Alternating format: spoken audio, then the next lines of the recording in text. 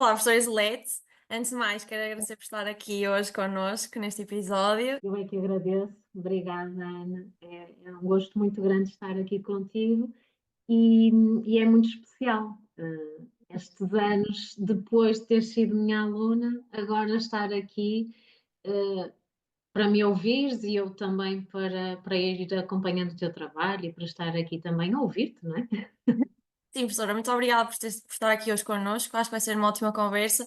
E para começar, eu gostava de lhe perguntar, e obviamente que não podia começar a deixar por lhe perguntar aqui por esta parte sobre o seu percurso profissional, o que é que levou a professora a seguir a área da educação, em concreto o ensino aqui do português, das letras? Bem, da educação, eu tive sorte, porque tive uma avó que era professora, e que era professora na altura do ensino primário, hoje o equivalente ao primeiro ciclo. E, e foi muito bom, foi ela que teve uma importância muito grande na minha educação, e foi muito bom, ir percebendo a importância e o impacto que ela tinha nos alunos dela. Portanto, aqui há muitos anos atrás, a importância do professor e do professor do ensino primário era muito importante para o ler, o saber ler e, e, e o saber mais básico da vida, não é? E quando ela faleceu, muitos ex-alunos dela, as adultas, com filhos, com uma vida, era uma questão de ir ao funeral dela e falarem comigo, pessoas que eu não conhecia de forma alguma, e demonstrarem a importância que ela tinha tido na vida dela. E, portanto, eu tive esta sorte, não é? De poder também crescer com ela. E eu sabia que a educação e ser professora, ao contrário de às vezes muitos de nós não sabemos muito bem que área é que havemos de seguir, eu desde muito pequena que sabia que era a área da educação. Agora o português, como é que entra aqui o português? O português entra porque eu não consegui, porque o meu pai não permitiu que eu seguisse história. Eu gostava mesmo muito de história, também gostava muito de português e de literatura, mas história era a minha grande paixão.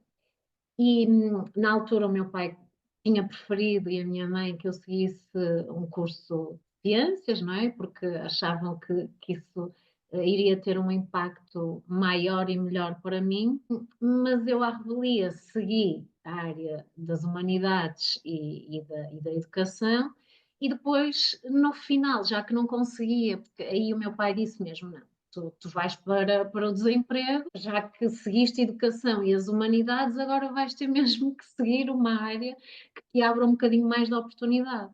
E eu pensei, por que não português? Porque eu sempre adorei ler, gostava muito de literatura e, e pronto. E assim ingressei na licenciatura na Faculdade de Letras da Universidade do Porto, em Línguas e Literaturas Modernas, na variante de Estudos Portugueses, para conseguir aprofundar a literatura. Foi assim, foi um Portanto, percurso alumni da FLU, professora. alumni da FLUP, exatamente, faculdade que tu agora conheces também. Claro, professora. Já era ali no Campo Alegre, professora. Já era no Campo Alegre. Deve estar mais ou menos igual, professora. Sim, sim, pelo menos eu tenho ido lá algumas vezes em algumas formações e está exatamente igual. Não mudou muito, até alguns professores são os mesmos. Não mudou assim muito. Exato. Portanto, a professora referiu aqui também o papel da família, da parte também mais cultural, literária, e a verdade é que a professora foi para Humanidades, mas agora teve sucesso, professora. A professora é coordenadora do Departamento de Línguas e Ciências Sociais e Humanas do CNM, do Colégio Novo da Maia, e eu gostava de perguntar, aqui nesse âmbito, como é que tem sido essa experiência e que desafios é que sentem coordenar aqui o Departamento de Línguas?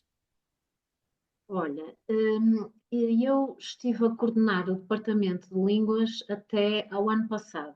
Agora já não estou a coordenar, mas eu explico porque, entretanto, com a abertura do Colégio Novo de Gaia também, passei a estar mais na assessoria pedagógica e, portanto, deixei a coordenação do departamento. Mas estive, não sei, nos últimos 15, 16 anos na coordenação do Departamento de Línguas. E é um desafio. É um desafio porque eu sou professora, não é? Essa é a minha formação de base, e precisei também de algumas ferramentas, e por isso acabei por fazer depois um mestrado em supervisão pedagógica. E nisso, nós temos muita sorte porque a doutora Marina e o engenheiro David, enquanto diretores dos dois colégios, estão sempre muito atentos àquilo que são as necessidades de cada um, e também na altura os coordenadores de departamento nos desafiaram a fazer esta formação, que foi muito importante, porque no fundo, para além do meu papel de professora, e de uma componente pedagógica mais dedicada à sala de aula, de repente eu também já tinha a meu cargo a gestão de equipas, a liderança, o departamento é grande, tem professores desde a área das línguas às ciências sociais e humanas, e o desafio é manter, por um lado, a coesão do grupo, não é? São professores de diferentes áreas, com diferentes personalidades, e aqui é importante garantir um trabalho em equipa, e ao mesmo tempo ter a certeza que os objetivos do colégio, não é? E os valores do colégio são praticados por todos. Mas eu também tive um trabalho facilitado, porque no colégio nós temos um trabalho colaborativo muito grande. A supervisão pedagógica acaba por ser algo natural. A partilha de práticas entre nós também é uma tarefa que facilita o meu trabalho. E sempre que temos pontos de vista diferentes, debatemos esses pontos de vista, mas de uma forma saudável. E por isso eu costumo dizer que sou também uma sortuda porque trabalho com boas pessoas e eu acho que isso é o mais importante. É boas pessoas e com os valores alinhados e, portanto, acabou por facilitar um bocadinho o meu trabalho. A professora ajuda sempre aqui também a parte do trabalho colaborativo, de interpessoal também. Mas e Ah, agora, pegando aqui um bocadinho mais na parte pedagógica, acha que teve aqui uma transformação muito grande nesse período de tempo em que a professora começou a dar aulas, a coordenar o departamento? Houve aqui uma transformação no ensino português, do ensino em geral?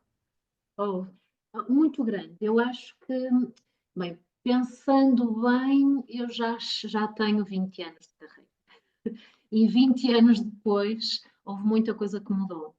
E principalmente nestes últimos anos. Nós agora, com todos os desenvolvimentos digitais, e inevitavelmente com a IA, os alunos de há 20 anos atrás não são os alunos de agora.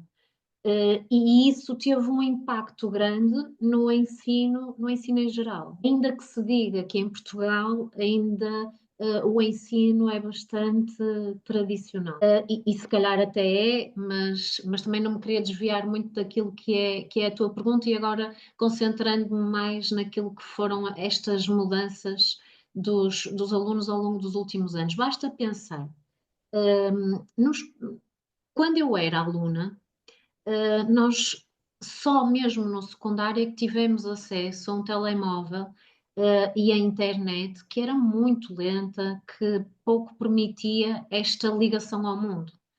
E agora, todos os dispositivos móveis estão por nossa casa de diferentes formas.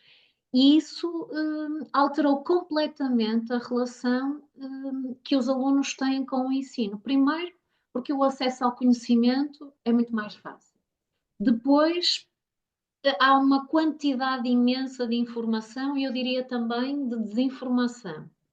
Depois, porque estas gerações acabam por estar muito à espera do imediatismo, não é? É o conhecimento imediato, é o clique, é o scroll, e portanto, este trabalho mais árduo do aprender a interpretar, do aprender a escrever, do ler e saber o que ler e ter uma visão e uma perspectiva crítica sobre a leitura são tudo competências, e aqui mais na área do português, que são difíceis, porque, como tu sabes e também foste minha aluna, é preciso trabalhar de forma sistemática para desenvolver estas competências.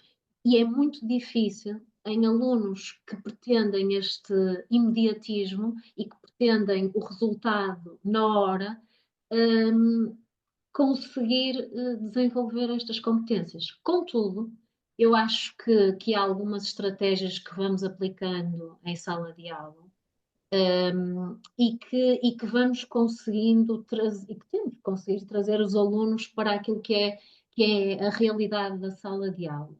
E também há uma vantagem, é que eu confesso que olhando para os alunos de agora e para os alunos de 10, 15 anos atrás, 20 até, são alunos com mais recursos, com mais conhecimento de alguma forma, e por outro lado também mais criativos, pronto, e com uma maior capacidade de, de responder a alguns problemas.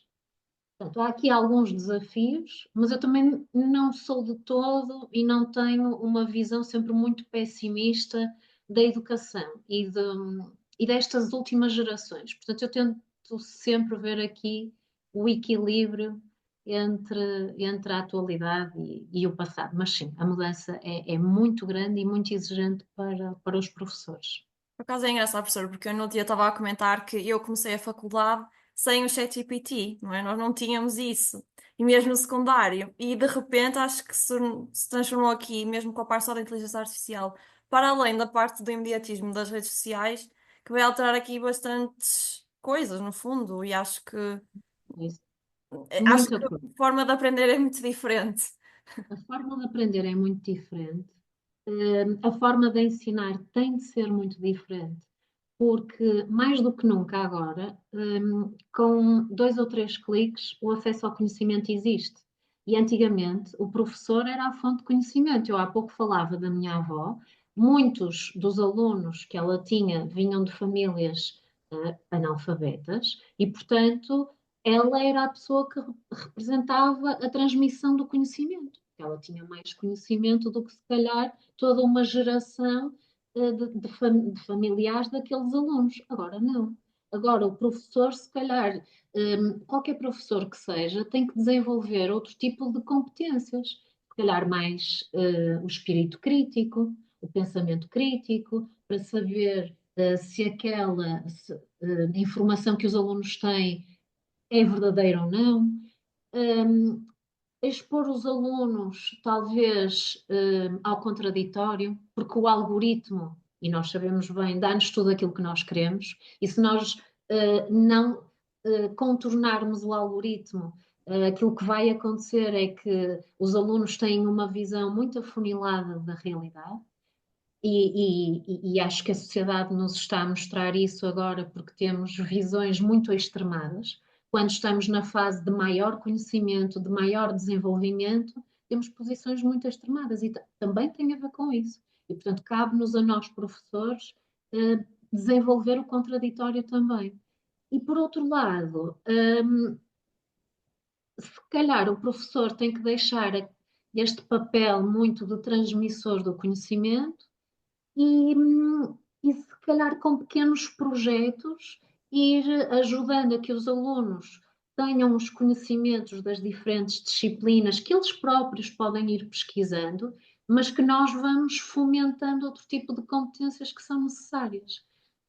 É essa a grande mudança e é essa a diferença dos alunos, por um lado, e dos professores, por outro. E isto é difícil, não é? Claro. Porque esta adaptação nem sempre é fácil, porque está tudo a mudar muito. Eu às vezes digo que, e também já tenho lido e ouvido, se calhar estamos numa fase de evolução que talvez só a Revolução Industrial no século XIX é que possa ser comparável a esta evolução da IA. É que nós, neste momento, nas escolas, estamos a preparar alunos, muito provavelmente, para profissões que ainda não existem, e ao longo da vida deles, enquanto profissionais, eles vão, ao contrário, se calhar, da minha geração e das gerações anteriores, mudar muitas vezes, de profissão ou mudar muitas vezes de papel na sua profissão. Porque nós ainda estamos no início desta revolução. E, portanto, isto é uma mudança mesmo muito significativa para a sociedade, mas para as escolas em particular e para os professores. Exato, e às vezes nem conseguimos adaptar-nos bem ainda a essa transformação porque foi muito rápido e ainda não há aqui um processo assim mais global que possamos depois também seguir para ver o que é que vai sair daqui. E a professora também falou, referiu aqui também o imediatismo. Acha que também sente aqui alguns problemas em nível da retenção da atenção dos alunos, por exemplo? Sim. Os níveis de atenção e concentração dos alunos e os nossos também são muito diferentes. Porque mesmo eu, enquanto adulta, eu lembro-me perfeitamente que quando era estudante tinha níveis de atenção e concentração, se calhar muito maiores do que agora, porque quando nós temos um texto muito grande para ler, a nossa, a nossa tendência imediata é ler na diagonal.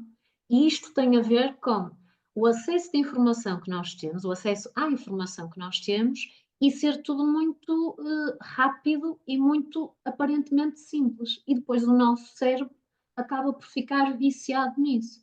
E se nós adultos já temos essa percepção, os miúdos e os alunos que nasceram enquanto nativos digitais e agora, quem nasce agora já nasce com a IA, obviamente que os níveis de atenção e concentração são muito diferentes.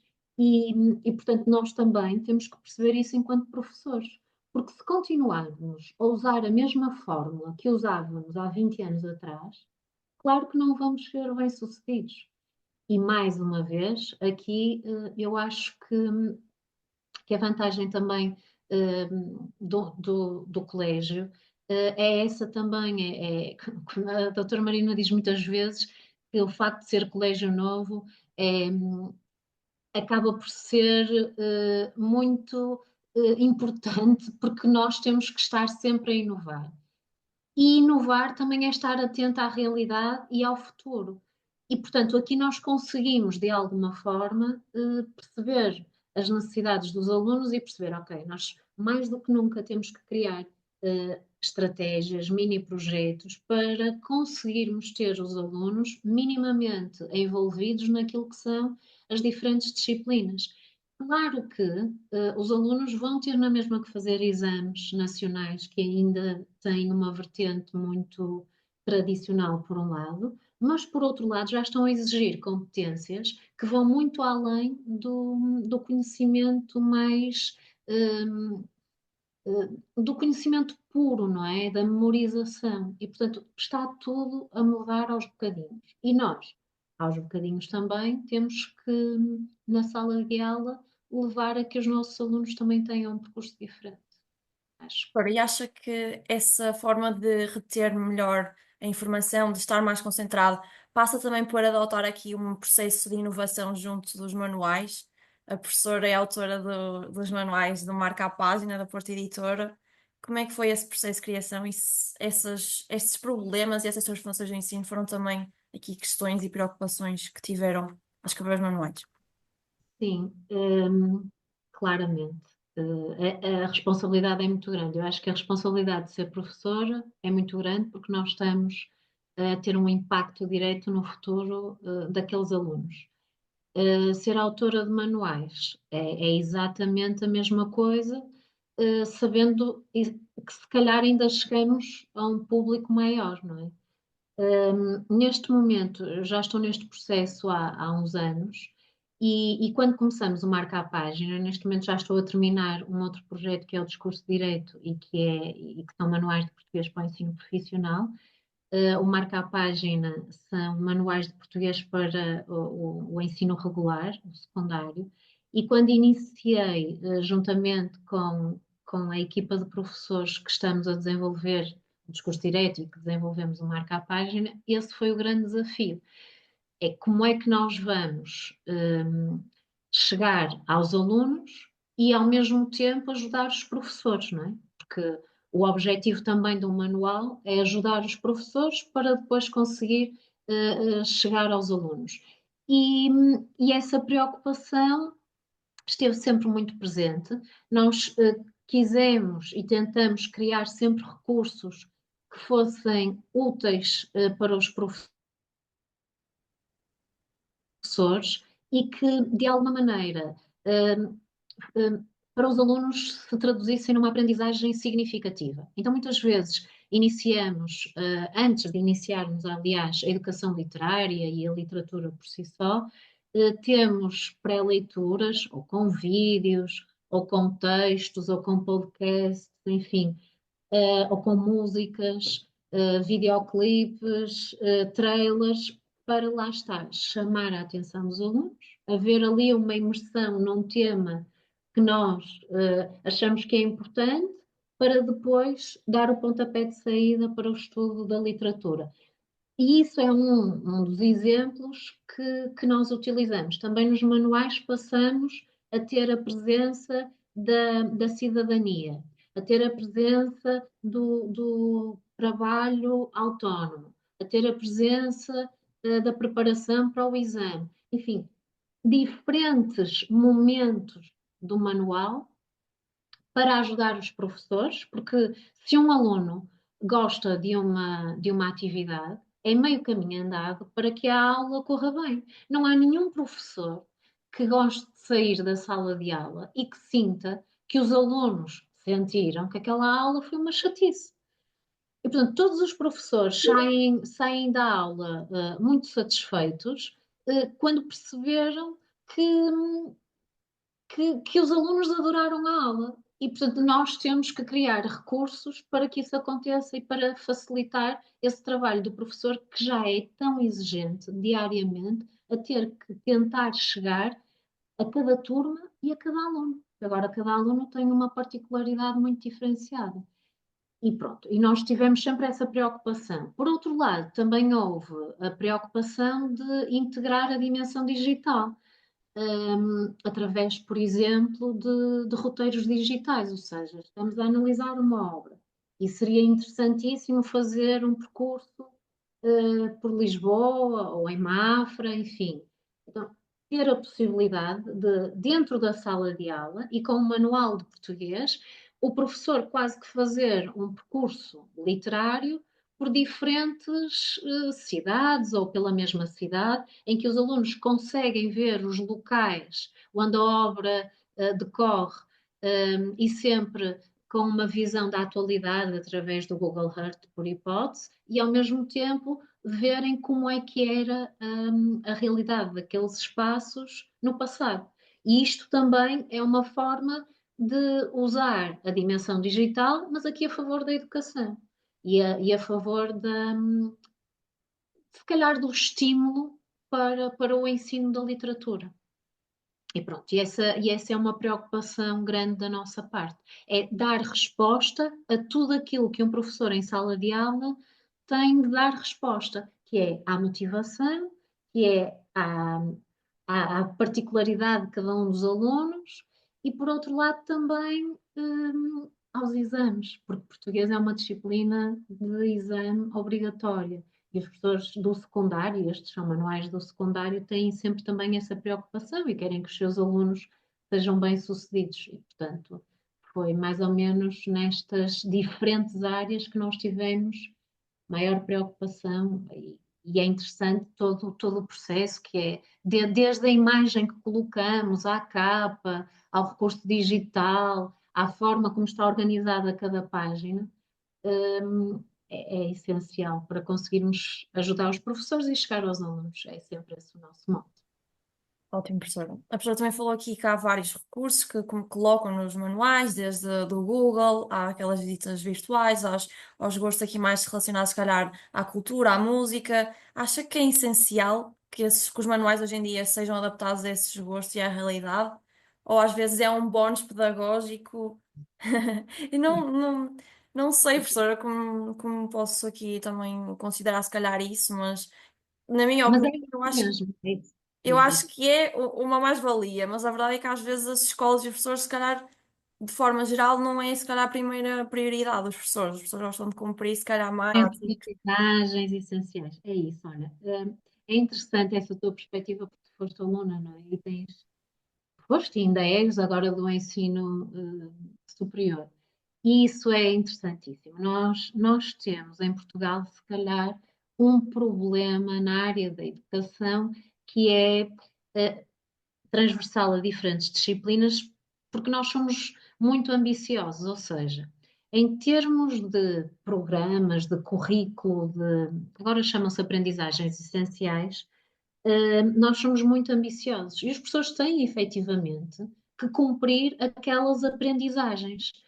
E em muitas das disciplinas não são essenciais, vão muito para além daquilo que é essencial.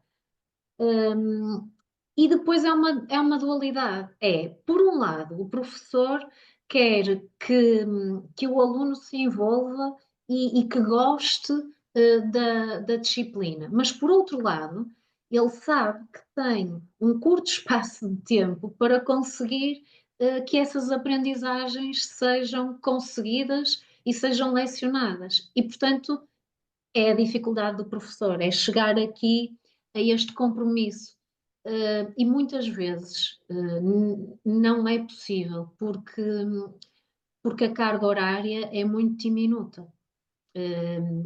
Claro que no ensino privado nós conseguimos fazer uma gestão um bocadinho diferente, mas no ensino público nem sempre é fácil e, portanto, uh, o que é que eu, enquanto coautora de manuais, tenho que fazer juntamente com os meus colegas? É, para cada aprendizagem, ter o máximo de recursos diversificados para que o professor, se quiser e se puder, possa usar aqueles recursos, com a consciência clara de que esse material didático nem sempre vai poder ser aplicado em contexto de sala de aula. Muitas vezes vamos ter que andar a sistematizar conhecimentos e conteúdo para avançar, não é? Para avançar.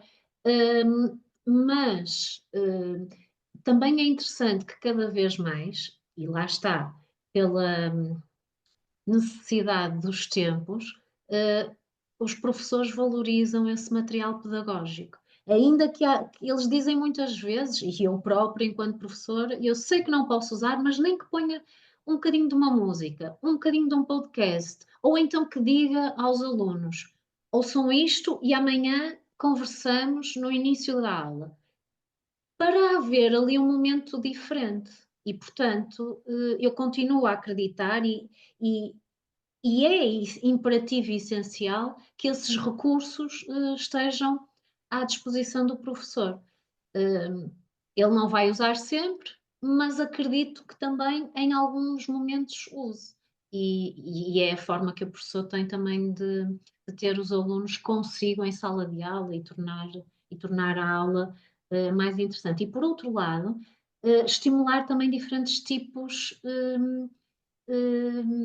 de aprendizagem, porque nós não aprendemos todos da mesma forma. Uns somos mais visuais, outros mais auditivos, outros mais sensoriais, e um professor tem que tentar chegar a todos, e se calhar com uma música consegue chegar a uns, com umas imagens consegue chegar a outros, e portanto acho que estes recursos são essenciais e continuamos a mantê-los sempre nos manuais, sim, cada vez de forma mais diversificada até, diria. Também foi uma das preocupações, então, no projeto do Marca a Página e do Discurso Direto. E, obviamente, também acho que também passa aqui também um bocadinho pela pedagogia do Colégio Novo da Maia. Esta dimensão da inovação, do didático.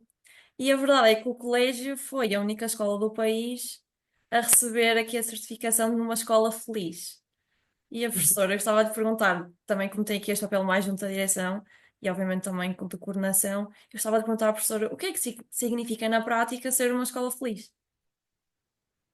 Uma pergunta difícil e interessante. Em primeiro lugar, o colégio recebeu então essa certificação de uma Happy School, e mas agora já existem outras escolas que têm essa certificação do que é uma EpiSchool. Esse modelo baseia-se no modelo da Unesco e houve uma parceria com a DGAI e com o Instituto Universitário Atlântica e o colégio teve então essa certificação. Mas a partir dessa certificação, houve uma outra que foi de uma Happiness Works. E aí sim, o colégio é a única escola, é o único colégio, a única escola a ter essa certificação. E uma derivou da outra. Happiness Works, porque quando a doutora Marina participou numa formação, juntamente com o professor Daniel do colégio, e nessa formação que tinha a ver com as EPI Schools, o colégio teve que implementar uma série de questionários a pais, a funcionários, a alunos, portanto, toda a comunidade educativa esteve sujeita a dar a sua opinião de forma anónima. E os resultados foram muito interessantes e muito bons. E na altura, no fundo, disseram à doutora Marina por que não ela concorrer também aqui a esta certificação da Happiness Works. E que era também em colaboração com a revista Exame. E o colégio foi distinguido. Várias empresas, isto é habitual no mundo, ou mais habitual no mundo empresarial, e várias empresas foram distinguidas, mas não há nenhuma instituição de ensino, para além do colégio, que tenha sido distinguida. E isso é um resultado que muito orgulha o colégio, porque também demonstra que a profissão docente, que às vezes é tão maltratada, não é, na sociedade, pode ser uma profissão feliz. E aí, mais do que nunca, o mérito tem de ser dado à direção do colégio, porque, porque há sempre uma preocupação com todos. É, é importante e é interessante ver que, desde a senhora da limpeza, às assistentes operacionais, aos professores, aos alunos, aos pais, há uma preocupação em tentar perceber de que forma é que cada um deles pode ser feliz, não é? Cada um destes agentes pode ser feliz. Uh, e nós não somos felizes todos da mesma forma. Há pessoas que se realizam mais pelos projetos em que se envolvem, os alunos muitas vezes por estarem associados a diferentes áreas, os pais têm outro motivo para serem felizes, e a verdade é que o colégio tem conseguido chegar a cada um destes agentes e, de alguma forma, através do seu projeto educativo, tem conseguido demonstrar uma grande preocupação pelo bem-estar de cada um deles. E eu acho que é essa preocupação com o outro, o ouvir mesmo o outro, e o tentar desenvolver em cada um destes agentes a sua potencialidade que levou a que estas certificações fossem possíveis. E é também um caminho de quase 25 anos que foi aqui trilhado, e, portanto, são várias tentativas para chegar a cada um dos alunos e a cada um dos agentes, a professores, pais. Acho que é isso. E, portanto, não há uma fórmula, eu diria que são vários ingredientes que depois resultam nesta certificação. Acho que é isso, mas é um trabalho contínuo, é um trabalho de muito cuidado, de, de olhar para o outro, de perceber o que é que cada agente em diferentes momentos está a precisar, e é um trabalho de muita atenção, sobretudo cuidado, atenção, hum, humildade também e de respeito, muito respeito. Acho que é isto que, de alguma forma, a direção do colégio, faz diariamente. A professora Isolete estava aqui a explicar a questão relacionada à certificação da escola feliz, do espaço de trabalho feliz, e eu gostava de perguntar aqui como é que se implementam políticas e práticas que garantam que os alunos e os professores se sintam bem na escola e no espaço de trabalho. É uma questão de valores do colégio ou vai-se implementando também novas estratégias? Eu acho que é um bocadinho das duas. Por um lado, é importante que o colégio, ao divulgar os seus valores, quem trabalha no colégio ou quem coloca os filhos no colégio, esteja em sintonia com esses valores, porque senão nunca vai, não havendo esse compromisso, nunca se vai chegar a um consenso, não é? Porque se os valores são diferentes, eh, acho que essa parceria não pode existir. Acho que os valores são muito importantes e são a base para conseguir haver este compromisso. Depois, também me parece que é importante desenvolver algumas práticas que sejam diferenciadoras, quer para alunos, quer para professores, e que promovam também essa felicidade ou esse bem-estar, eu diria até um bem-estar diário. Eu acho que para o aluno, no colégio, existem algumas diferenças, nomeadamente disciplinas que são pensadas especificamente para o desenvolvimento pessoal do aluno, por exemplo, como o Crescer Mais no primeiro ciclo ou o Bio Plus no segundo, terceiro ciclo e ensino secundário, que promovem exatamente isso, é esse conhecimento pessoal. E é muito importante cada um de nós conhecer-se a si próprio, porque o conhecimento do eu, de alguma forma, ajuda a gerir situações de maior ansiedade ou situações de frustração, porque todos nós passamos por elas, há sempre situações que nós não somos bem-sucedidos, e por outro lado também a perceber quais são as áreas que nós gostamos mais, quais são as áreas que nós gostamos menos, quais são as minhas fragilidades, quais são as minhas potencialidades, e ao desenvolver esse autoconhecimento, nós estamos a promover formas, se calhar, mais positivas para que cada aluno, no futuro e no presente, consiga superar as suas dificuldades.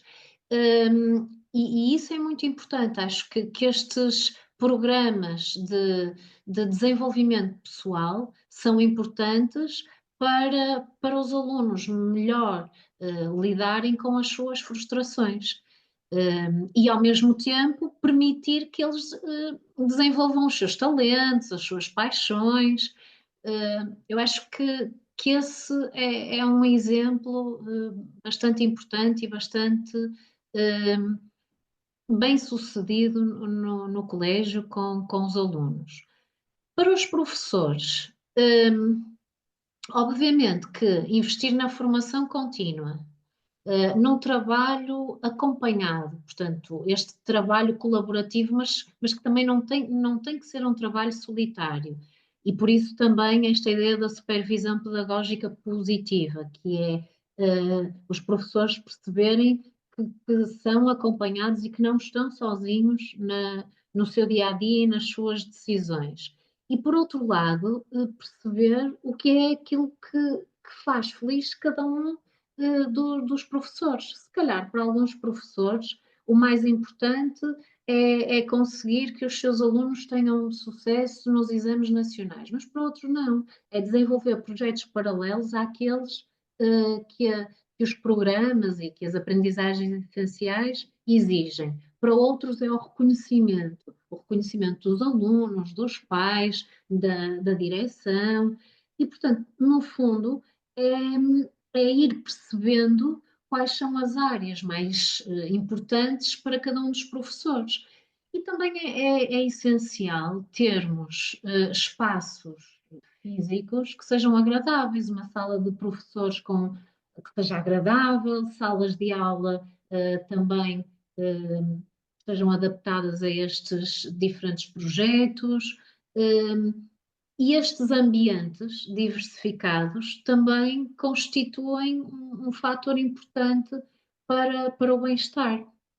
Lembro-me agora, a propósito também da questão da felicidade, nós no colégio festejamos sempre o Dia da Felicidade e é importante que estes momentos sejam celebrados em conjunto para que estes dias efetivamente passem a ser simbólicos e passem a ser momentos em que nós percebemos a diferenciação que existe no nosso local de trabalho.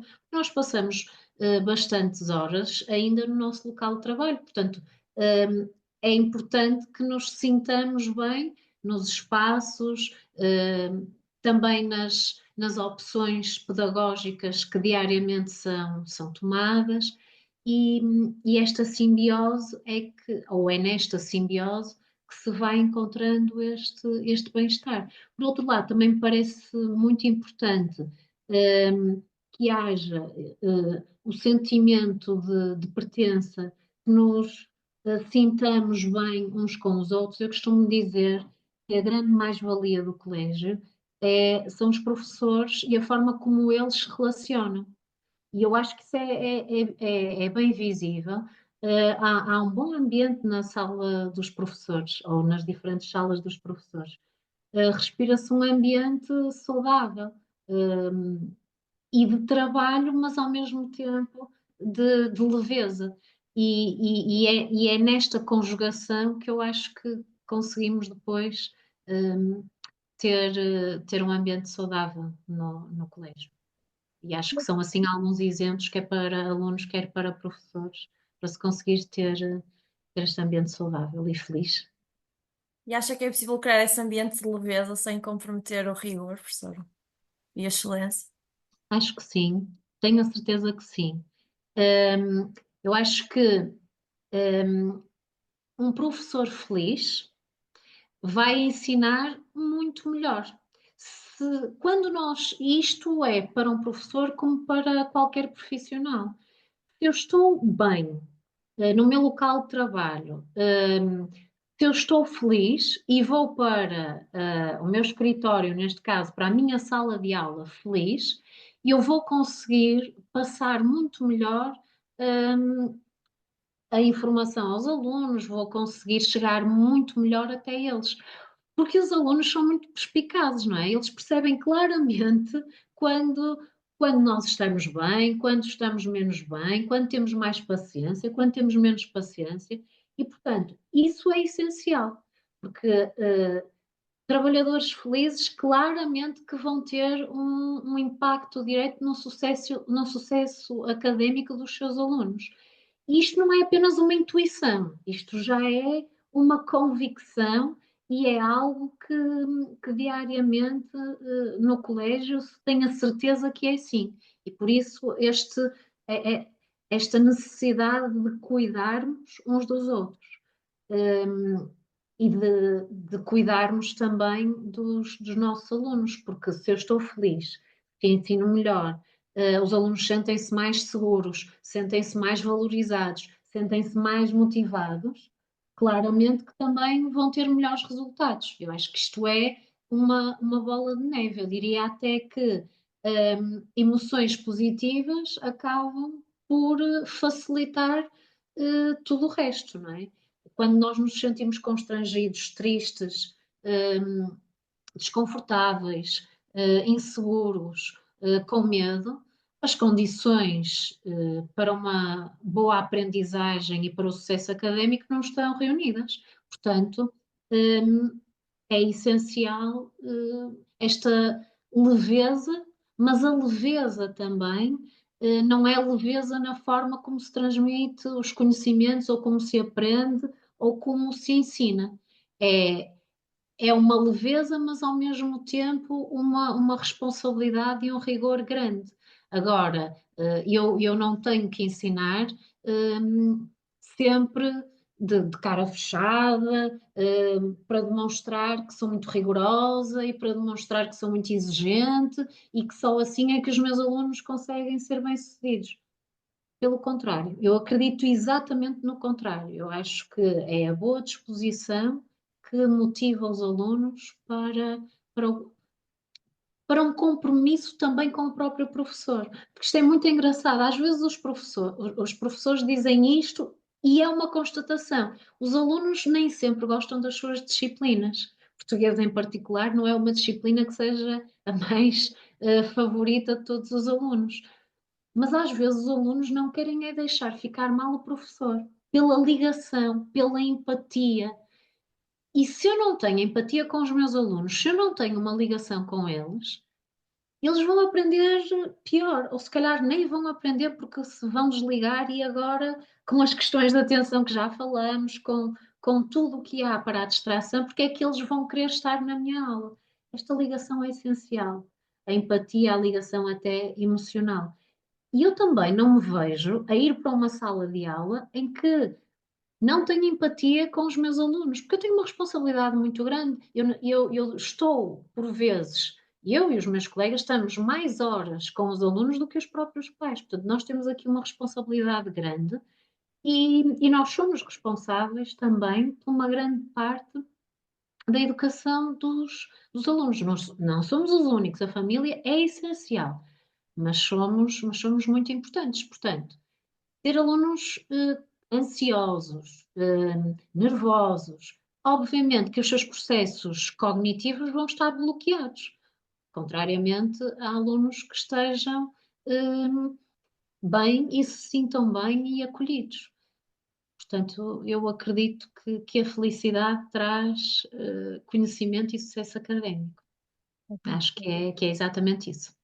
E acha que falta essa empatia, essa leveza da felicidade no nosso sistema de ensino aqui em Portugal? Acha que o nosso sistema de ensino educativo está preparado para promover escolas felizes?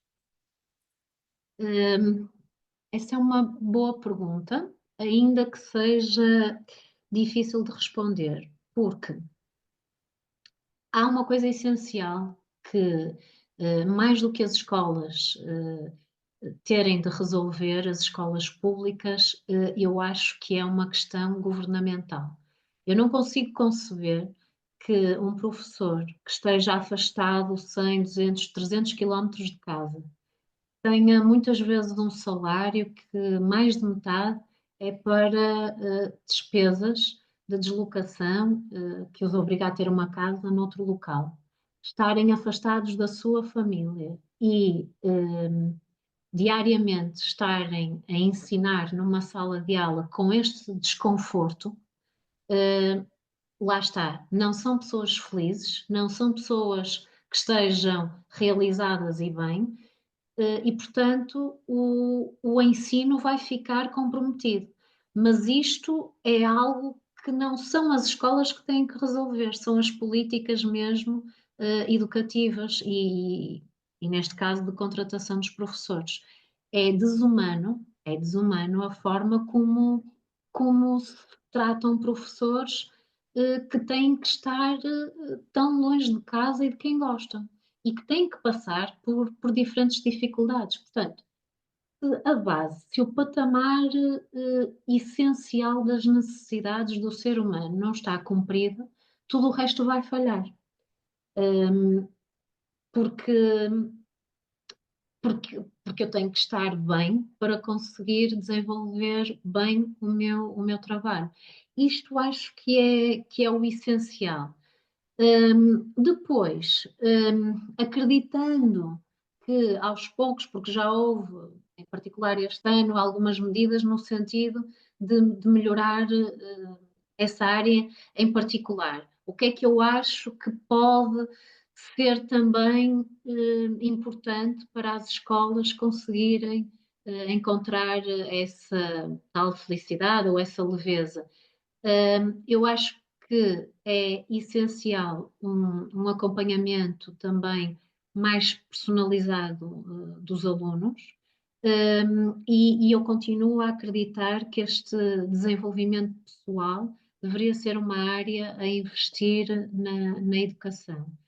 Hum, Quando eu falo de um acompanhamento mais personalizado, é porque também o facto de ser autora de manuais e andar pelo país e conhecer vários professores, nós neste momento temos uma realidade muito específica nas salas de aula. É que temos muitos imigrantes e muitos alunos que não falam o português de Portugal, não é?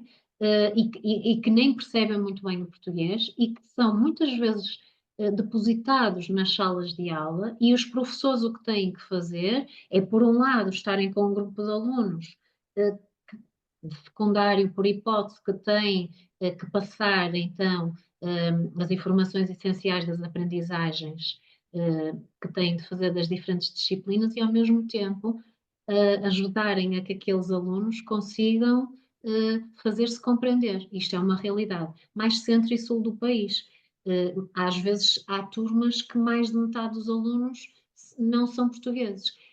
E isto é difícil, não é? Isto obviamente que torna o momento de ensino um, não, não vai fluir da mesma forma, não é? E até às vezes necessidades especiais, E professores. necessidades especiais. Isto é temos os alunos estrangeiros, temos os alunos com necessidades especiais, e que nas escolas o que falta para haver este acompanhamento mais personalizado são profissionais. Faltam professores de português de língua não materna para tratar dessa situação em particular dos alunos estrangeiros, faltam psicólogos, faltam professores do ensino especial, falta, uh, faltam muitas vezes estas parcerias com terapeutas, e isto são necessidades que, mais uma vez, as escolas e os professores não têm culpa, não é? Mas que as políticas educativas e governamentais têm que ter uma atenção maior, porque sem isso, como é que os professores vão conseguir ensinar e motivar e potenciar o melhor dos seus alunos? As necessidades básicas suas e dos seus alunos não estão, não existem, não é? Então, há esta necessidade destas políticas serem revistas, porque depois coloca-se o enfoque no professor ou no educador como sendo responsável, mas depois também, e é outra realidade das escolas, no ensino pré-escolar, muitas vezes está o educador com 20 e tal crianças e nem uma assistente operacional tem a tempo inteiro na sala de aula, e depois tem alunos com diferentes características, não é? E como é que consegue dar resposta a tudo? Não consegue. E, portanto, eu acho que o sistema educativo português tem de ser mais multidisciplinar. Precisamos de mais recursos nas escolas para que se possa realmente desenvolver um trabalho diferenciado, porque isso é o essencial. Portanto, às vezes até quando se compara o ensino público com o ensino privado, há aqui uma diferença abismal, porque as necessidades básicas não estão supridas muitas vezes no ensino público, e até é desumano fazer essa comparação. Portanto, eu acho que ainda há um longo caminho. As necessidades básicas primeiro têm de ser cumpridas e depois sim pensarmos naquilo que são áreas de investimento, planos educativos diferenciados, porque os professores são os heróis muitas vezes, não é? Eles estão muito longe daquilo que é a sua casa e o seu bem-estar, e estão a fazer o melhor que podem naquele momento.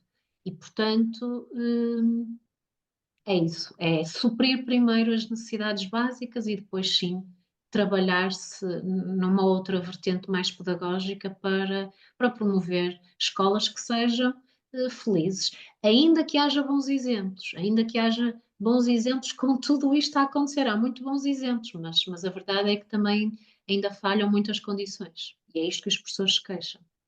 E em termos pedagógicos, professor, o que é que gostaria de ver a ser mais implementado nas escolas portuguesas nos próximos anos? E eu aí também, há pouco, acho que já respondi um bocadinho a essa questão. São as competências socioemocionais que eu acho que deveriam integrar formalmente o currículo. Um, são importantes, este desenvolvimento pessoal, este autoconhecimento por parte dos alunos. Parece-me que seria muito importante implementar nas escolas portuguesas nos próximos anos.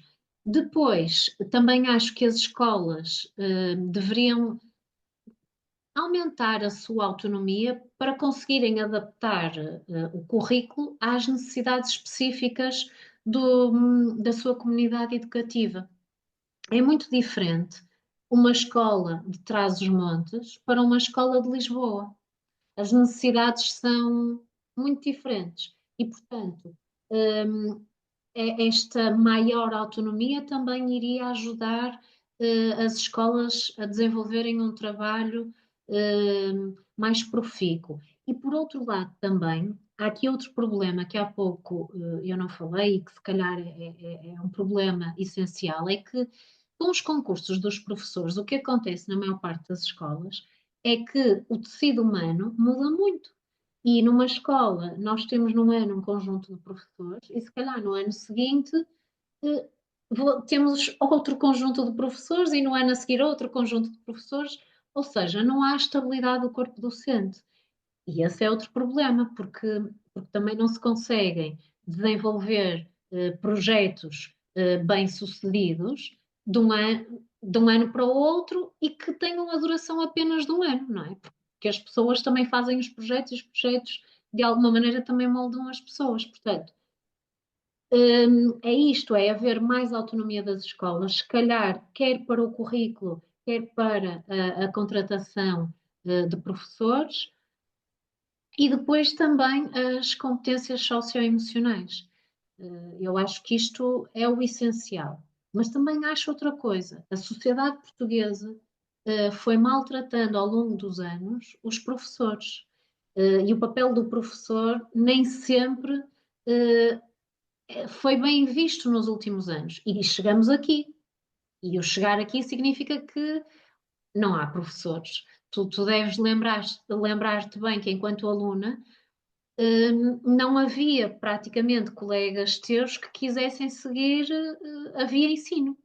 E isto é difícil e leva ao estado a que nós hoje chegamos, a que não haja professores, porque todas estas dificuldades que eu fui elencando levam a que a profissão não seja atrativa. E eu acho, e continuo sempre a dizer isto, que eu tenho a sorte de ter a melhor profissão do mundo. É a melhor profissão do mundo. Não há nenhuma profissão que seja hum, tão gratificante quanto esta. Porque de alguma forma eu estou com crianças, jovens, adolescentes, que de alguma forma há um impacto deles em mim, mas há um impacto também daquilo que eu sou na vida deles, e há momentos como este, em que eu estou com uma ex-aluna minha, bem-sucedida, e que agora estamos a fazer as duas um podcast. Não há nenhuma profissão que nos dê este orgulho tão grande. Ou às vezes mensagens que eu recebo de mensagens que deixei aos alunos, às vezes até num teste, deixei uma pequena nota, e que aquilo foi tão importante para aquele aluno naquele momento, e este tocar vidas, não há nenhuma profissão que nos dê isso. E isso eu aprendi desde muito cedo com o exemplo que tive lá em casa. Portanto, eu continuo a dizer, não há melhor profissão do que esta. Mas vivemos tempos exigentes. Não é de negar, sim. E no fundo também estão a criar as outras profissões todas. Exatamente. E o, Exatamente. e o futuro, não é, professor? É isso. É que a educação e os professores têm sido um bocadinho maltratados, mas isto é. se calhar uma frase comum, não é? Não existiam as outras profissões se não existisse a profissão de professor, mas é a realidade, porque os médicos, os engenheiros, hum, enfim, todas as profissões, os astronautas, todas as profissões, das mais simples às mais complexas, passaram pelas escolas. E, e pronto. E a educação é essencial numa, numa sociedade e, portanto, tem que ser mais bem tratada e mais valorizada sobretudo. E apesar dos desafios todos que a professora foi elencando neste episódio e também do exemplo do colégio enquanto organização feliz, que conselho é que daria aqui a outros professores e docentes e corpo docente que queiram criar aqui um ambiente mais positivo e estimulante para os seus alunos? Olha, eu acho que o primeiro conselho que eu posso dar é a paixão.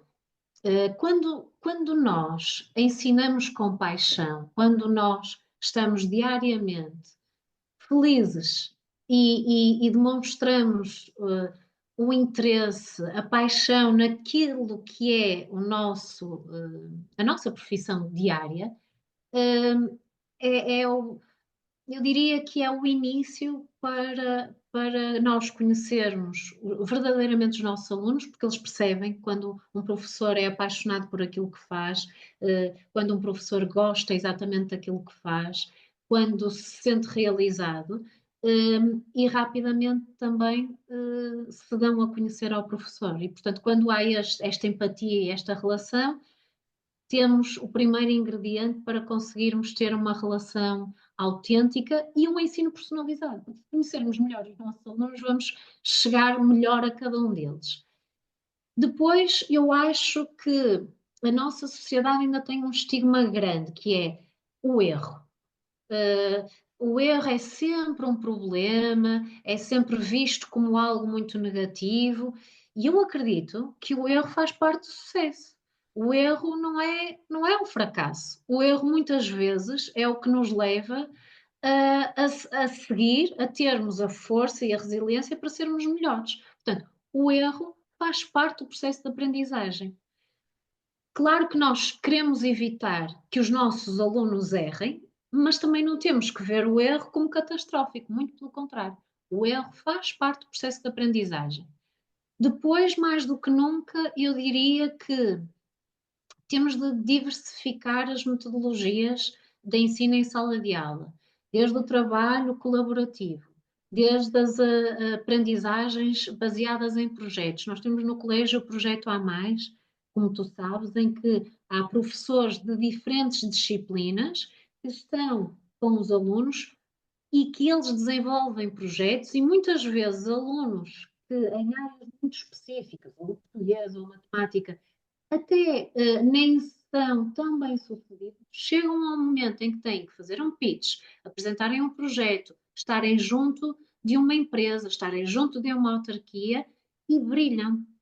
Porque no fundo o que é que nós estamos a fazer? Nós estamos a olhar para os alunos e a desenvolver cada uma das suas potencialidades. É um bocadinho esta teoria das inteligências múltiplas, não é? Cada um tem uma área mais forte e é dar essa possibilidade. E por isso, diria também metodologias de ensino diversificadas, a aprendizagem baseada em projetos, atividades práticas, o feedback. O feedback contínuo e construtivo é muito importante. Às vezes os alunos precisam de saber não apenas aquilo que têm que melhorar, mas como é que podem melhorar. Porque dizer a um aluno, olha, tens de melhorar na gramática. Às vezes isso, ok, eu tenho que melhorar na gramática, mas como? Ajudá-lo a construir estratégias para conseguir melhorar aquela área que ele precisa. E por outro lado, também criar alguns momentos em aula, algumas rotinas que promovam a autonomia e a responsabilidade. Máxima liberdade, máxima responsabilidade. Isto já desde pequena que eu ouvia lá em casa e eu acho que em contexto de sala de aula é essencial e, aliás, são valores do colégio também e que a direção do colégio também diz muitas vezes esta frase que eu acabei de reproduzir. E depois eu também acho que é muito importante celebrar os sucessos dos nossos alunos, porque o reconhecimento, e às vezes o reconhecimento não tem que ser só quando um aluno atinge o excelente. O reconhecimento é quando ele, se tinha uma dificuldade numa competência muito específica, se a conseguiu superar, vamos celebrar os sucessos, por mais pequenos que sejam, o reconhecimento é motivador e é assim que nós conseguimos motivar os alunos.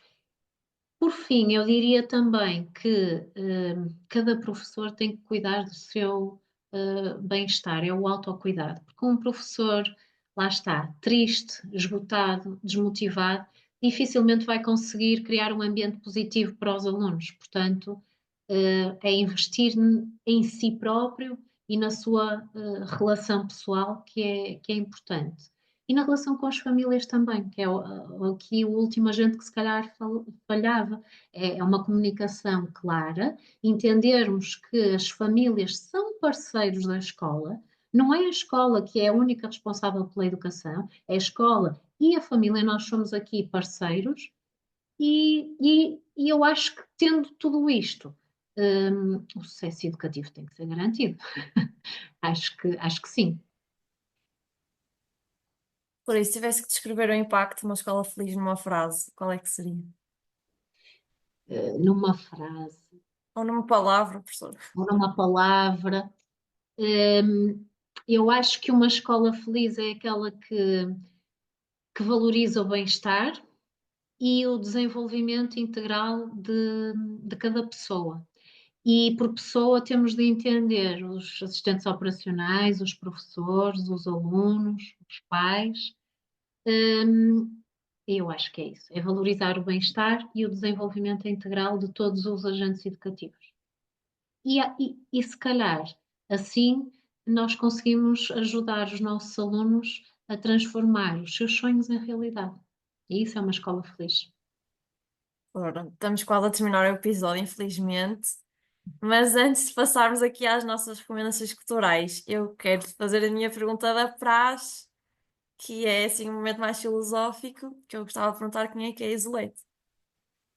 Bem, a Isolete é uma professora apaixonada, e é alguém que acredita profundamente que a educação vai muito além da transmissão dos conhecimentos, mas que envolve também a formação de seres humanos que sejam completos, críticos e felizes. E, e que o poder eh, da educação é a base da sociedade. E por isso eu tenho a melhor profissão do mundo. Mas, por outro lado, também a Isolete é uma mulher de 43 anos, que é muito apaixonada, que gosta de ler, gosta de viajar, gosta muito de sol, de praia, de dançar, de falar. Não se nota nada, né? Adoro falar, conhecer novas pessoas, gosto muito de me rir, gosto de uma boa conversa e gosto de política. Gosto bastante de política, se calhar não estamos na melhor das fases, mas também gosto de política. Um, e eu acho que é isso, é a Isolete, é a professora, mas é muito mais do que isso também, que é o nosso outro lado. E para sermos, lá está, bons profissionais, tem que haver sempre este equilíbrio entre a pessoa, no seu todo, não é? E o profissional. E por isso, acho que é isso. Professora, está quase a terminar o episódio e eu as perguntas difíceis acho que já as conseguiu responder muito bem, principalmente esta aqui, a última, professora. E portanto, gostava de passar aqui ao segmento das recomendações culturais, que eu estou muito entusiasmada para ver o que é que a professora nos vai recomendar aqui hoje.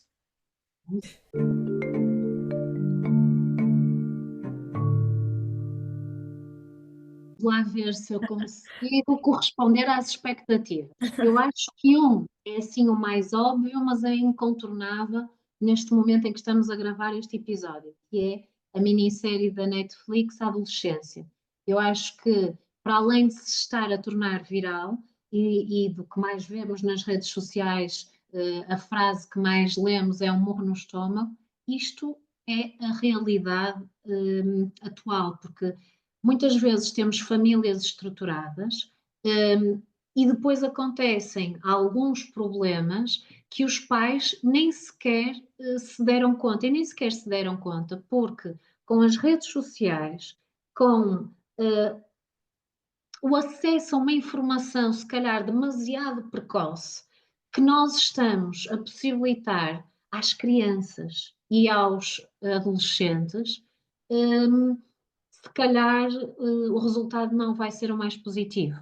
E por isso era muito importante, e já há alguns países que estão a fazer isso, que já estão a debater nos parlamentos, a questão do acesso ilimitado aos telemóveis, às redes, e até já se discute se não deveria ser proibido a partir dos 16 anos. Portanto, é uma série que eu convido toda a gente a ver e que é muito sintomática daquilo que está a acontecer às crianças e aos jovens também.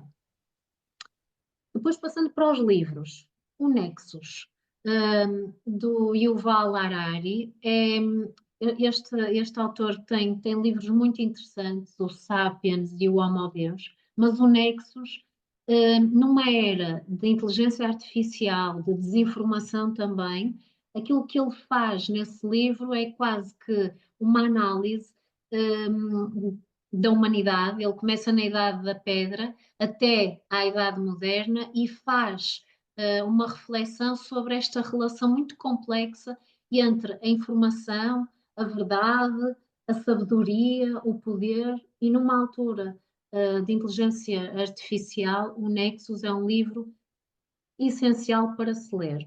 Depois, já mesmo a terminar, são mais dois livros. A Biblioteca da Meia-Noite, do Matt Haig, que é um livro mais de conhecimento pessoal. Nós somos sempre, achamos sempre que o nosso destino podia ter sido diferente, somos insatisfeitos, somos infelizes e se tivesse seguido outro caminho. E se calhar este livro, de uma forma assim muito leve, mostra-nos, na maior parte das vezes, aquilo que temos é o mais importante para sermos felizes. Basta só usarmos da forma adequada os ingredientes que a vida nos dá. E por fim, um livro sobre a felicidade. A felicidade é lucrativa, é do Ricardo Costa. Ele era o CEO do grupo Bernardo da Costa, foi a primeira empresa a criar o primeiro departamento da felicidade. E ele diz-nos aquilo que nós lá no colégio e que a direção no colégio muitas vezes nos diz.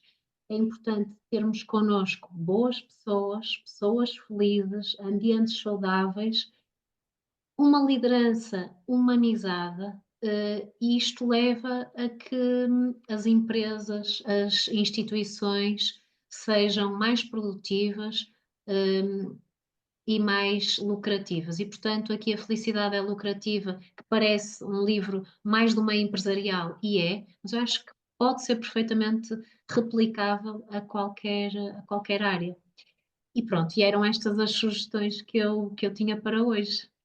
Tem muitas suas recomendações, professor, acho que são, também conheço algumas, acho que são boas sugestões, acho que também tem aqui muito a ver com os temas que fomos falando, desde a felicidade nas organizações, neste caso nas escolas, com a AI, com a parte aqui do desenvolvimento também pessoal e dos alunos, hoje em dia, e dos jovens.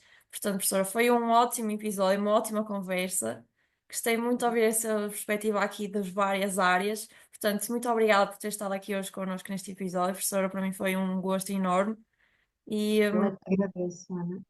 Além de um gosto, é aqui uma mistura de emoções e de sensações estar aqui contigo também. Eu é que para agradeço. mim Muito também, obrigada. não é, professora? Que a professora foi minha professora. Portanto, foi muito, muito agradável estar hoje consigo, professora. Muito obrigada e vemo-nos no próximo episódio.